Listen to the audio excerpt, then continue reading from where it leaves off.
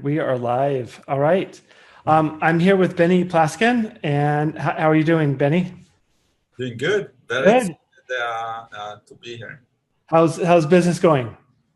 It's going pretty good. It's now I'm opening more stores and trying to scale it vertically, not just horizontally. Okay. Okay. So I want to talk a little bit about. I remember. I think it was almost 2 years ago. We had a phone call. The first time we talked. Tell me a little. What do you remember about how your advertising was working before that time? It was not working because I basically was playing with Facebook, and I never figured out what should I do there, or how sales happen. Mm-hmm. And before before I started with you, I hired a company to do the advertising for me, which didn't work as well. So, and then I say, okay, if they cannot do it, and I maybe need to learn it myself, and then I will start looking, and I came across your advertisement on Facebook, and that's how we connected. Okay, It was do you end of November. Oh no, go ahead. I'm sorry, I don't mean to interrupt. It was I think November 12th when we spoke, and I launched my first campaign. It was like on November 22nd, and I think I did I would like say about 150,000 in the first month in a week. It was a great time. It was the end of the year, yeah. So that's how it started. Yeah. Now, what I remember of that call that we had is you already had a video ad running. Do you remember that? You already had I didn't know where to run it. I didn't know what to do. That I was like, okay, I have a great video, but I don't know if you remember. Oh, you're breaking up a little bit. So I did have some videos that I did, but I started to run them, and then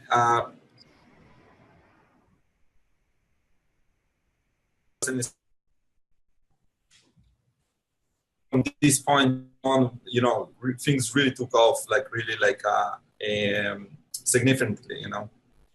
All right, you broke up a little bit there, but what I remember when we first talked, that you had a video ad, and you would ask me, okay, well, why isn't this working? And I think I told you a few things about, okay, just take this and make it like time lapse, and put this in front, and then do a time lapse, and then do it again, and then do another time lapse, and that seems to have worked out.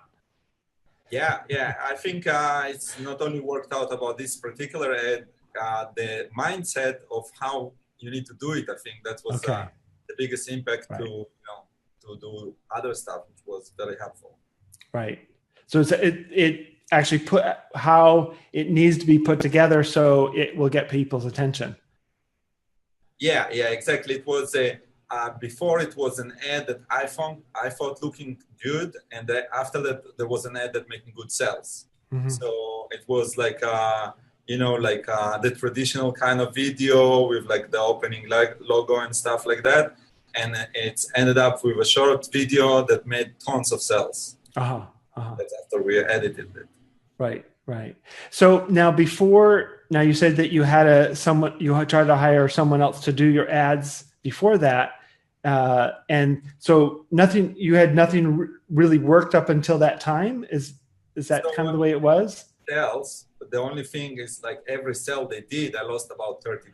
Oh, okay. So, yeah. And when I started, applying the system, I was doing, let's say the cost per purchase was like 70. I was doing after 2 weeks with, the coaching about $30 per purchase. And I remember calling them and say, how come I'm 2 weeks on the coaching and you guys cannot, you're doing like, you're ripping, you're killing me, with that advertisement. So. Okay. Yeah, so I remember it really well because I paid them a lot of money. Okay, and now you were doing it better than the people that you hired. Yeah, I was. That's the whole. You know, it was really like the absurd about the whole thing. You know. Okay, okay, all right. And so, what kind before you were selling? Now, how long were you trying Facebook ads until it started working? I was a. I wasn't like. I was kind of clueless. I would say I was in the very beginning, like a stage of. Hmm. I maybe had a couple like accidental sales. Hmm. Nothing significant. I've been operating offline. That was Hmm. my focus Hmm. in the malls, Hmm. and yeah. So I would say I don't know like $500 a month in sales. Like I know, like you know, I would assume Hmm. like something really. I remember closing sales on the phone, like you know, with clients that like had questions. I would call them, which you know could never happen after that. You know, I Hmm. scale it Hmm. up. So, before you started selling products online, so it was everything, most everything before you're doing Facebook ads, everything was offline sales that you did before, like Correct. in malls and places like that. Correct. Yes. So this was your transition into paid advertising and selling Right. products online. Yes, exactly. That was Uh, my goal for 2016 to go. So is everything you do now online or do you still have offline? So I actually found that the offline is a great as well. So I like now I have a concept that I tested online that works well, and there is a lot of competition. So I opening offline location because nobody sell it offline, and the other thing I can make a lot of videos offline, you know, of people buying it, interview them, and it's a great ads Hmm. Hmm. material that I can edit and work with. Hmm. Instead of like reinvent myself, Hmm. bring like fresh content. Hmm. Hmm. All right, and then I think you about a year ago you said you had to get some bigger warehouses to handle all of this. Oh yes, yes, I did. I moved from much bigger warehouse. We started when I started. I had 800 square feet, Hmm. and now it's about 3,000 square feet. Hmm. Okay, And okay. today I'm already not fulfilling it. So right now my focus is even like not to do more fulfillment because during the last Christmas it was my record in sales, and I need to hire about 15 people to fulfill everything, and it Hmm. was a big mess. Many clients was unhappy, and I needed to like you know. It was a big. It was like over 30,000 orders in 1 month, of, Okay, and it was a big hassle. So now we moved to fulfillment center. okay. So you moved to a fulfillment center. Right. Okay, yeah, that's great. That's fantastic. And so so it was last holiday season that you had the 30,000, Um, or was the one before? no, the recent one, not the first year. Okay. Yeah, year after. Yeah, so I was. I mean, I made almost a million in 1 month in sales. That was Okay. my when I say almost, it was 850. So not almost, but That's pretty good, pretty darn good. That's fantastic. Congratulations. yeah. Thank you. So one of the things that always impressed me with what you did, and when we would talk about, okay, so you need to make these kinds of do this and do that and make these changes in your ads, and I remember you also giving me some feedback about when you rewrote some ad copy for some products. Right. But what always impressed me with the way you work is when it seems to, which I don't always see in everybody, but what I see in you is you learn something new, and you are really good at implementing and making changes very quickly when you find something, a new way of doing something. Yeah, I think it's for the good and for the bad, but overall it's worked out pretty good Okay. in this case. Right. And I like, the saying they have in Facebook, Mark Zuckerberg saying for Facebook in general, it's go fast and break things. And that's exactly Oh, like, right. Okay. like, Go fast and break things. yeah, like if it breaks, it breaks, so Right. what you can do. Right. Okay. And how now we're not going to talk about what you're selling or the niche that you're in, but how did you come about the niche or types of products that you picked? Did it come from an interest of yours, or how did you come about that? So I was in one of the trade shows with my other product before, when I was doing just offline. It was like a home show, and I was walking, and then I see like tons of people on this table, and I was like, "What's going on? Whatever they want selling, I want to sell it too." And I went to see, and I started to sell it offline, and it didn't go well in the beginning, and then I branded under my brand, and eventually, like I didn't have any interest, just the fact that I know that the demo was good, and my goal was to transfer the same demo doing offline to a commercial, and I think it's worked out, like in this case, pretty good. Mm-hmm. Great. So have you, I don't know much about your background, but have you been entrepreneurial long before e-commerce? Have you been kind of off on your own a lot, doing different businesses? So. Yeah, I would say that, I failed many different ventures, like some been more successful than others. But yeah, always since like always, I was trying to be independent, like in a way that I always had issues working in a big corporation. I always didn't feel belonged to there. So yeah, and I love that. I love to wake up in the morning and run to the computer and see what's going on there and who bought what and what's going on. That was very exciting. So this is something I always like to ask people that are entrepreneurs and have their own business is what's like your best tip for managing your time? Okay, that's a tough question. So managing time is really it's really like a daily struggle that you need to kind of it's like how you stay fit, right? You need to always maintain it and always remind yourself to put things in the calendar and have like to-do list. And many times the to-do list will be on 4 different pages that I don't know which is where, but overall you do your best, to do it. And I think it's just I wasn't counting hours, so I didn't like put myself limit like, oh, I can work only 4 hours a day. Maybe somebody else will do it in 4 hours, but if it took me 15 hours, I would do it 15 hours. Right. And so if there's one piece of advice as far as e-commerce, and what would your biggest piece of your number one piece of advice for people that are that are starting or trying to get their e-commerce business to grow? I think like any business or anything that in my personal experience, I wanted to achieve, it's always good to have somebody that know the way. So like, for example, I know how to lose weight. It's pretty simple. You need to eat less than you consume. Like you need to eat less than, and burn calories, right? But it's much more complicated when you're trying to do it.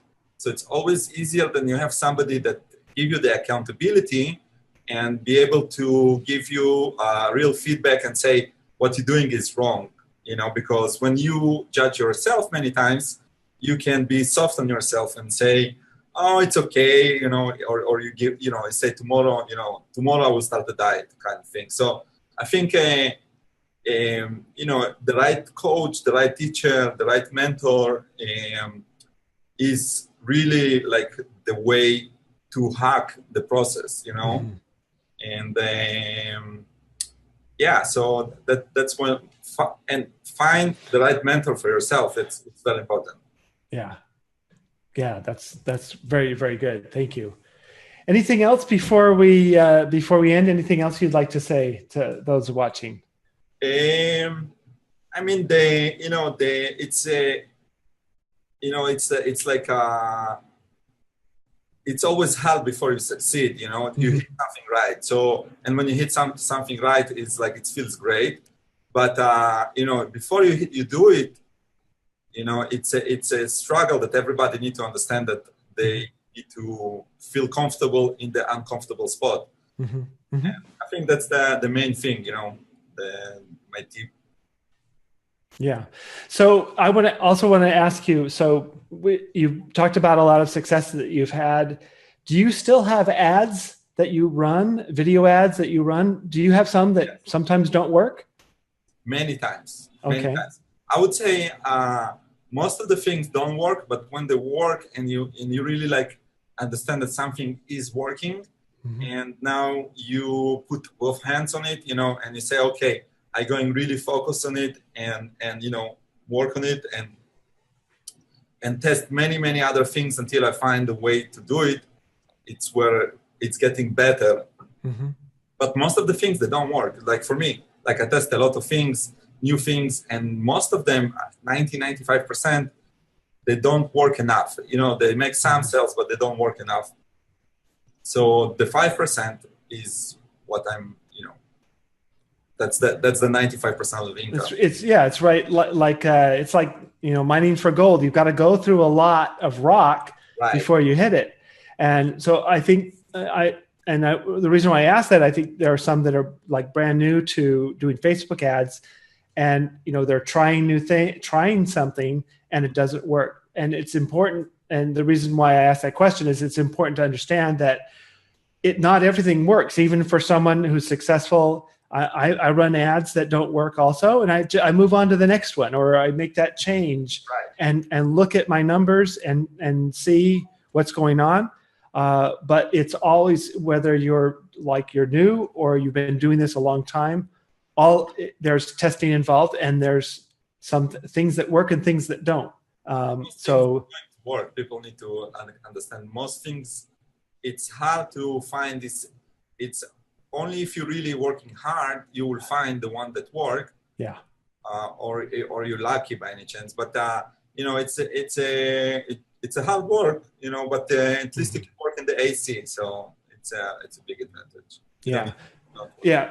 Yes. I mean, personally, what I find is, those things that work well usually work well, very well, and are scalable, and can, it make up for all those that didn't work in a big way. Exactly.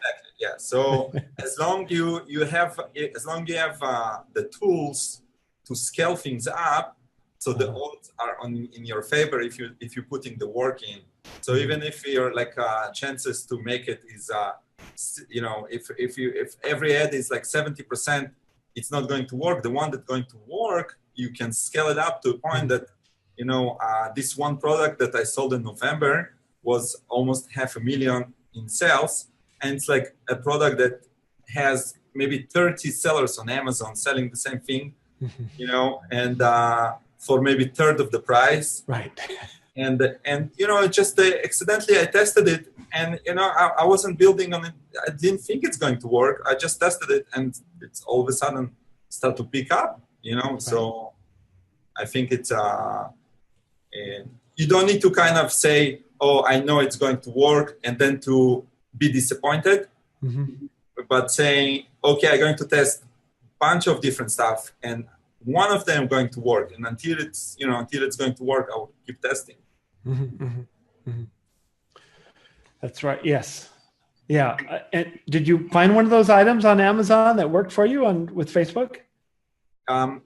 It's like this. It's like I didn't find it on Facebook. Like I saw it. I think I did say it on Facebook. It was like in the 100 bestsellers. Then I was like looking on the keywords, and I see that it's a big category. There's tons of product in this category. So, but yeah, I tested it, and as a matter of fact, this particular product was breaking even for like 2 months. Like it didn't do well, but I hoped it would do better, you know. So I was like, I didn't lose money in it. So I was like, keep going. And then all of a sudden it just started to like, you know, pick up really dramatically. Yeah. Yeah, I don't pick items at all based on what I see on Amazon, but occasionally I'll look over on Amazon and I price my items the way I price them. And in most cases, when I've gone over to Amazon, I'll find the same product there, but I'm charging a lot more money than what is on Amazon. And I have a product right now, and I did I looked at all the sellers on Amazon, and I did some really rough math based on the number of reviews on just to kind of get an idea of how many they've sold. And I can see that I've sold a lot more than all of the sellers on Amazon. I bet the same thing here. Like and there can be like tons of them, like 20 sellers, you know. Yeah. You can outsell all them together. Right. Because they're all on Amazon competing on price. And so it's a race to the bottom, where with like things like Facebook ads, we don't have competition for the most part. There's no competition. Like they come into one page and there's tons of other products, and people have to go, and they they're not focused enough. Yeah. Well, hey, thank you very much for jumping on this call. And I'm glad things are going great for you. I look forward to talking to you again soon. Yeah, same here. All right. Just stand by for a minute. I'm going to turn off the Facebook Live.